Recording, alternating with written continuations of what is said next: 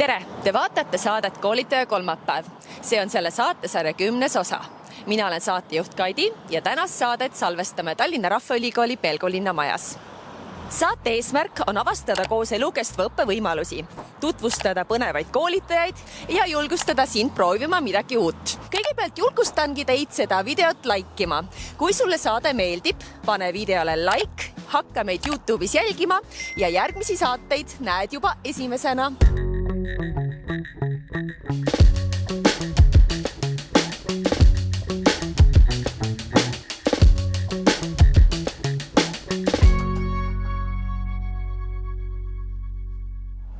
Tallinna Rahvaülikoolis on 122 koolitajat. Tavaliselt on meil saates külas ainult üks, aga seekord lausa 10 koolitajat. Kuidas on see võimalik? Vastus peitub siin sees. Lähme! Tallinna Rahvaülikoolil on iga kevadine traditsioon kutsuda kokku oma koolitajad, neid tänada ja koos midagi toredat ette võtta. Täna on selleks ürituseks ühiskoolitus, kus koolitajad on tulnud kokku, et ise midagi juurde õppida. Ja selleks tulimegi saatega siia ja mis siin täpselt hakkab toimuma, saate varsti teada. Aga mida me täpsemalt hakkame õppima, seda küsime Rahvaülikooli direktorilt Hanne-Loore Juhtsalult. Tore, et sa oled meil esimest korda saates ja palun räägi siis meie vaatajatele, mida me täna koos hakkame õppima. Tänase koolituse me oleme pühendanud siis täiskasvanud erivajadusega õppijale. Ehk et kuidas temaga koolituse jooksul kõige paremini toime tulla. Miks on see sinu arvates praegu oluline nii meie koolile kui ka meie koolitajatele just see teema? Täiskasvanute koolituse eripära on ju see, et kõik inimesed, kes siia tulevad, on väga erinevad. See, mis neid kokku toob, ongi tegelikult see huvi selle koolitusteema vastu. Aga seal koolitusel on meil koos inimesi erinevas vanuses, erinevatest generatsioonidestki. Meil on nii mehi kui naisi, järjest rohkem on inimesi ka erinevate kultuuritaustadega, erinevatest rahvustest. Ehk et kokkuvõttes inimesed tulevad väga erinevate elukogemustega ja tulevad ka erinevate maailmanägemustega, mis siis tegelikult ühest küljest teeb selle Rahvaülikoolis töötamise ja ma loodan, et ka õpetamise hästi põnevaks ja huvitavaks. Aga teisest küljest võib teha sellega vahel õpetajate jaoks natukene väljakutsete rohkeks.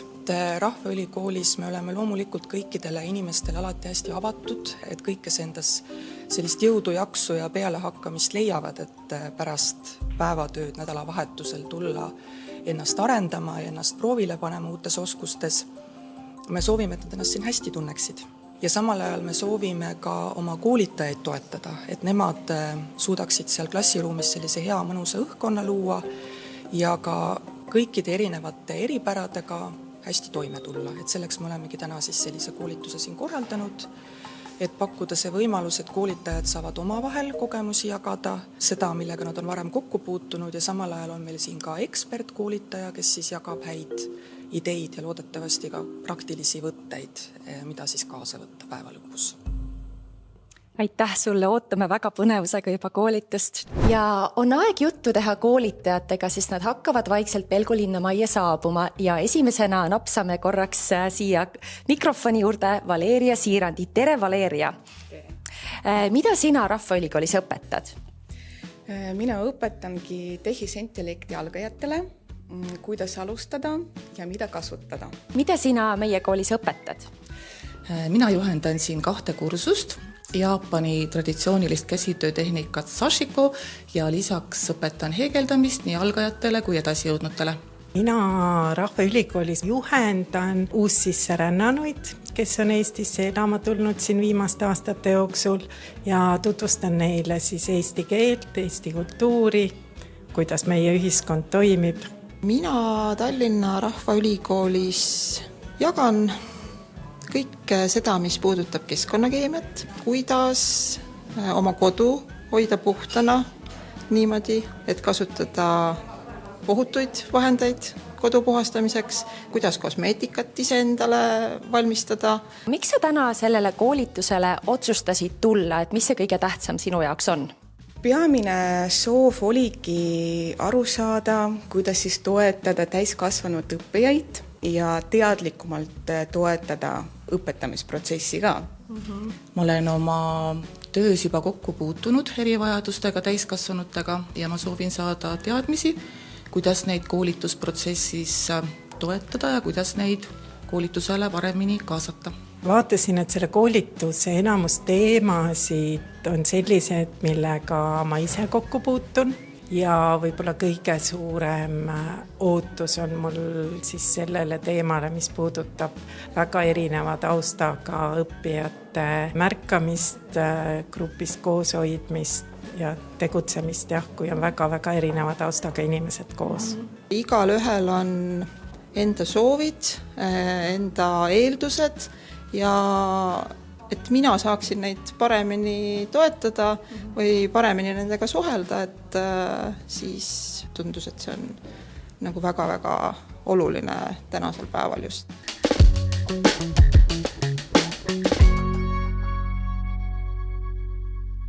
Mul on sulle ka üks lustakas küsimus, aga selle salvestas sulle väike Liise, kes oli eelmise aasta kõige noorem õppija. Ja seda kuuled sa, Hannelore, siis, kui sa klõpsad selle kauni tahvli kinni ja siis tuleb sulle küsimus. Nii. Teen seda nüüd.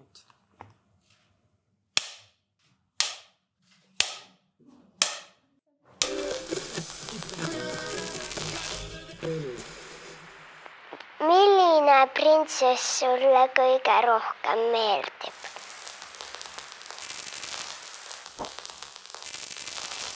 No kõigepealt ma pean ütlema, et praeguses eluetapis minu kokkupuude printsessidega ei ole just igapäevane.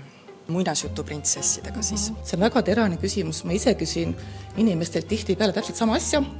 Oi, see on küll päris põnev küsimus. Minu lemmikprintsess. Mulle võib-olla esmasena kangastuvad ikkagi meie Põhjamaade kuningakodade uhked järeltulijad ja kaunid printsessid. Ja võib-olla esimesena mulle tuleb ikkagi meelde Inglise varalahkunud printsess Diana, kes on meelde jäänud kindlasti oma vaoshoitusega, oma väga hea stiilitunnetuse ja sellise teatava salapäraga, mis ma arvan, et peab olema ka iga printsessi juures. No kui ma peaksin valima, siis mina valiksin Rapunzelit. Minu arust on ta uudishimulik, loominguline ja kuigi algul ta peab tegelikult tegutsema piiratud olukorras, aga minu meelest see on hea näide sellest, kuidas inimene saab julgemaks ja ise valib oma elusuunda. Minu lemmikprintsess on Merida, sest et ta otsustas võtta enda saatuse enda kätte, mitte ei lasknud teistel enda elu üle otsustada. Ja käsitöömeistri ja käsitöötehnikate koolitajana ma kindlasti panin tähele, et tal on väga osavad käed ja terav silm. Selline, kes saab tegeleda nende asjadega, millega ta tahab ja nende teemadega, mis talle huvi pakuvad, et ta saab õppida. Ja ta oleks selline enesega rahul. Ma arvan, et see on minu lemmikprintsess. No minu lemmikprintsess on Kurunurru Võtimaa kuninga tütar, kelle nimi on, ma loodan, et nüüd tuleb, Pipilotta, Victualia, Rullgardine, Piparmünta, Efraimi tütar Piksuk. Ja sa mäletad kõiki neid nimesid, kuidas see võimalik on? Mida õpid noores eas, seisab eluaeg sul peas. Jätame selle meelde, aitäh. Mul on sind vaja veel üheks viimaseks asjaks. Et selles saates meil on plaan vaadata möödunud saateid ja oleme välja valinud mõned lustakad hetked. Mul on vaja, et sa valiksid siit kaabust ühe saate katkend ja loeksid selle ette. Ja siis me koos mõtleme, mis see õige vastus võiks olla või mis selles saates juhtus. Tööõnne koolitaja Tiina Saar-Veelmaa on võrrelnud õppimist toiduga. Kui mitte õppimine on tema sõnul nagu friikartulid ja viinerid, siis millise toiduga võrdles ta õppimist? Ja variandid on brokkoli, porgand, kaarahelbepuder. Nii, Hannelore, sinu kogemus vabahariduses on väga pikk. Millise toiduaine sa valiksid? Mis sulle tundub, mis see õppimine, see tuum võiks olla? Ahah, et ma pean ise vastama Või ka. sa võid pakkuda, jah. Kuna ma olen ise tegelikult kõiki neid saateid näinud ja siis ma mäletan väga hästi, et Tiina võrdles õppimist ikkagi tervisliku toiduga. Tegelikult sobivad kõik need variandid, aga minu meelest rääkis tema brokkolist. Väga hea, vaatame kohe järele. kui me mõtleme, et me enam ei õpiks ja teen seda, mida ma teen ja ma hoian seda nivood, siis teatud mõttes see on nagu friikartulid ja viinerid laste menüüs. Et see tundub nagu hästi mugav valik, et see on alati seal olnud ja ma tean, kuidas see maitseb veel lalu, on ju. Aga tegelikult meil on õppimist vaja nagu brokolit ja läätsasid umbes, et me saame sealt sääraseid aineid, mida me sealt nii-öelda friikartuli viineri elust ei saa. No nii, Hanne-Laure, sul oli õigus. Õppimine on justkui brokoli ehk siis aju ja rõõmu toit. Nii, aga valime siis selle. Oleme praegu Tallinna Rahvaülikooli Pelgulinna majas. Mis hoone see algselt oli, kui see 30. aastatel ehitati? Raudteejaam, kirik või teater? Sulle sattus ajaloo küsimus. Mis tunne sul on, Valeria? Mis sa pakuksid? Mina pakuksin, et see oli teater.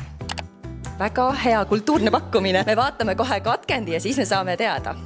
Ja tõepoolest siia Telliskivi tänava äärde, mis on selle piirkonna üks vanimaid tänavaid, hakati siis esimesel iseseisvuse ajal 1930. aastate alguses adventistide poolt ehitama palvemaja. Et tegelikult see maja on ehitatud kirikuks sisuliselt. Valeria, saime teada, et see maja siin oli palvemaja või ehk siis kirik. Aga teater on ka väga hea pakkumine ja kõik armastavad teatrit. Tänavaküsitlust tehes kohtasime siin samas Pelgulinna maja ees meest, kes küll jälgib Rahvaülikooli, kuid pole veel ühelgi koolitusel käinud. Miks? Variandid on, sest meie koolitusel käivad peamiselt naised, sest meie grupid saavad liiga kiiresti täis, sest ta ei suuda otsustada, millist koolitust valida. On sul kohe mingi esimene pakkumine? Mida võis võõras mees arvata või? Mida võis mees arvata? No ma arvan, et mees äkki kartis, et liiga palju käib naisi koolitusel. Huvitav pakkumine, vaatame selle katkendi läbi. Alati on olnud kaks tunnet. Negatiivne on see, et grupp on täis. Positiivne on see, et grupid lähevad kiiresti täis. Aivi, see mees, temal oli ikkagi see mure, et grupid said väga kiiresti täis. Kas sinu gruppidega on ka juhtunud nii, et enam ei mahu? Selle Sašiko kursusega on küll aegade jooksul niimoodi olnud, et tihtipeale on tulnud teha lisagrupp, sest esimene grupp saab kiiresti täis ja see on ainult väga tore. Rahvaülikooli koolimajadega käivad kaasas kõhedad kummituslood. Milline kõhe kogemus oli vanalinna maja assistent Martenil ühel õhtul pärast koolituste lõppu? A. Nägi tühjas koridoris musta kogu liikumas. B. Kõigis klassiruumides süttisid tuled iseenesest. C. Kuulis tühjast saalist klaverimängu. Võtab veits kõhedaks, eks ju? Aga sa oled ka palju vanalinna majas viibinud. Mida sa arvad, mis seal võis juhtuda Marteniga? Nüüd oma kogemusele tuginedes pigem kuulis ta tühjast saalist klaverimängu. Väga hea pakkumine. Vaatame selle katkendi siis läbi koos. Ma olen ka tegelikult ühe ringkäigu juba teinud maja peal ja ma tean, et majas ei ole mitte kedagi, kõik on läinud, tuled on kustus. See oli teine korrus, ma olin ise 3. ja eks ma siis vaikselt läksin trepist alla. Läksin selle heli suunas. Klaverimäng. Liikusin sinna teise korruse suure saali uksele. Uks oli lahti, nii et ma kiikasin sisse. Ma nägin tumedat kogu klaveri taga. Suurepärane. Läks täppi. Mis oli Tallinna Rahvaülikooli 2025 aasta vanima õppija vanus koolituse toimumise hetkel? Õnneks on valikuvariandid 81, 86 ja 91. Ma pakun 91. Väga põnev. Vaatame selle katkendi ära. Kõige vanem õppija oli koolituse toimumise ajal 91-aastane. Momendil olen ma juba 92. Palju õnne, õige vastus. Tõepoolest see õppija oli 91-aastane ja see saade on täiesti väljas YouTube'is, et kõik saavad seda vaadata. Aitäh selle intervjuu eest ja soovime kena koolitust sulle. Aitäh! Sellised olid meie koolitajate mõtted enne koolituse algust ja kohe-kohe minu selja taga on see algamas. Varsti kuuleme juba nende värskeid emotsioone peale koolitust.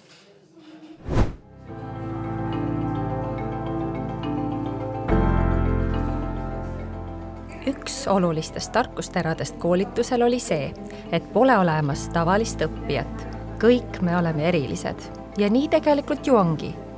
Täiskasvanud õppijad on erinevad. Ühed alustavad õppimisega sotsiaalsel eesmärgil, suhelda ja olla inimeste keskel. Osad aga on väga konkreetse sihiga üks oskus ära õppida. Kolmandad aga on vilunud õppijad, kellele enesearendamine on juba normaalse elu osa.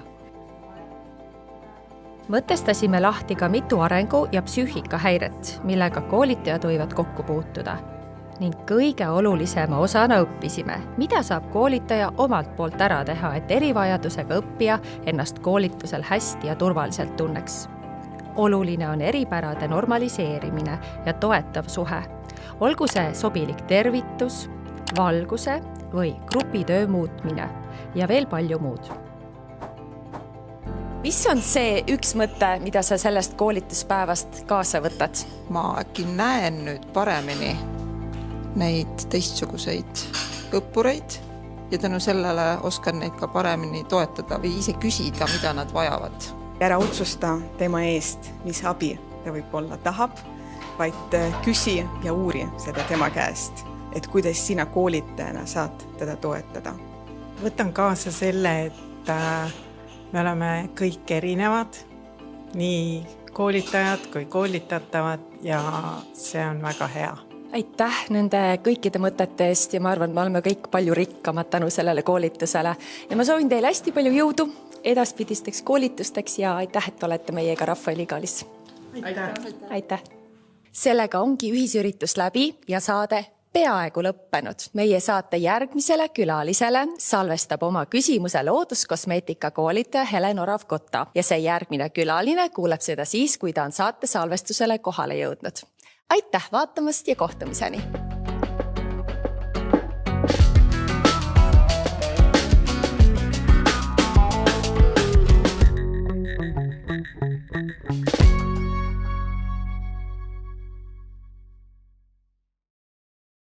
Me ütlesimegi 1 000 000 korda järgmine. Oh, see ei kõlba üldse.